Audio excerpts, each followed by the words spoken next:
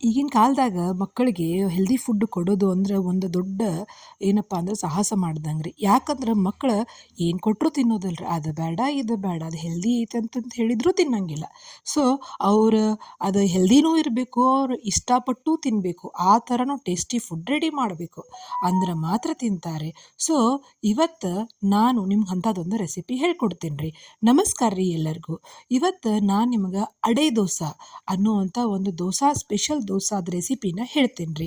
So ಇದು ಒಂದು multigrain dosa ರೀ, ಭಾಳ ಹೆಲ್ದಿ ಇರ್ತೈತೆ ರೀ. ಇದು ಎಲ್ಲ ಕಾಳಿಂದನೂ ನಾ ಆ್ಯಸ್ ಯೂಶ್ವಲ್ ಹೇಳ್ದಂಗೆ ಮಲ್ಟಿಗ್ರೇನ್ ಇದೆ, ಎಲ್ಲ ಕಾಳಿಂದ ರೆಡಿ ಮಾಡ್ತೀವಿ ರೀ.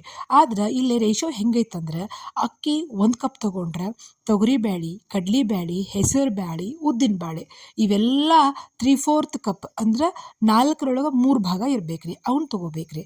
ನೀವು ಮೆಂತ್ಯ ಕಾಳು ಹಾಕೋರಿ ಮೇಲ್ಗಡೆ, ಟೇಸ್ಟ್ ಚಲೋ ಕೊಡ್ತೈತಿ. ಒಂದು 2 ಟೇಬಲ್ ಸ್ಪೂನಷ್ಟು ಮೆಂತ್ಯ ಕಾಳು ಹಾಕೊಳಕ್ಕೆ ಅಡ್ಡಿ ಇಲ್ರಿ. ಸೊ ಇವನ್ನೆಲ್ಲ ರಾತ್ರಿ ನೆನೆಕಿಡ್ಬೇಕು ರೀ. ನೆನೆಕಿಟ್ಟ ಮಾರ್ನಿಂಗ್ ಏನು ಮಾಡ್ಬೇಕಂತಂದ್ರೆ ಅವನ್ನ ರುಬ್ಕೋಬೇಕು ರೀ. ಆದ್ರೆ ಇಲ್ಲೊಂದು ಟ್ವಿಸ್ಟ್ ಐತ್ರಿ.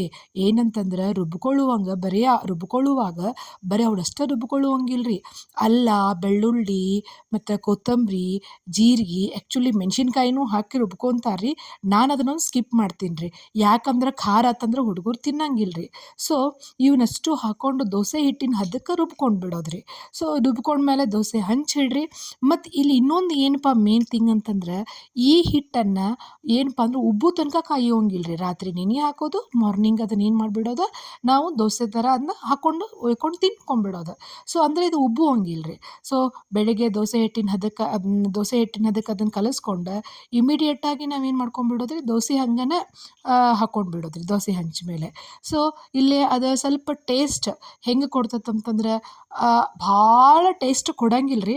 ಅದಕ್ಕಂತ ನಾವು ಅಲ್ಲ ಬೆಳ್ಳುಳ್ಳಿ ಹಾಕಿರ್ತೀವಲ್ರಿ, ಅದರಿಂದ ಟೇಸ್ಟಿ ಅನ್ನಿಸ್ತದೆ ರೀ. ಹುಡುಗರು ಇಷ್ಟಪಟ್ಟು ತಿಂತಾರೆ.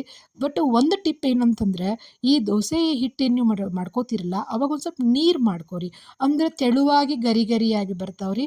ನಾನು ಇದ್ರ ಜೋಡಿ ಚಟ್ನಿ ಮಾಡಿರ್ತೇನೆ ನೆಂಚ್ಕೊಳಕ್ಕೆ ಅಂತ ಹೇಳಿ, ನಡೀತೈತೆ ರೀ. ಇಲ್ಲ ಅಂದರೂ ಥ್ಯಾಂಕ್ ಯು ರೀ.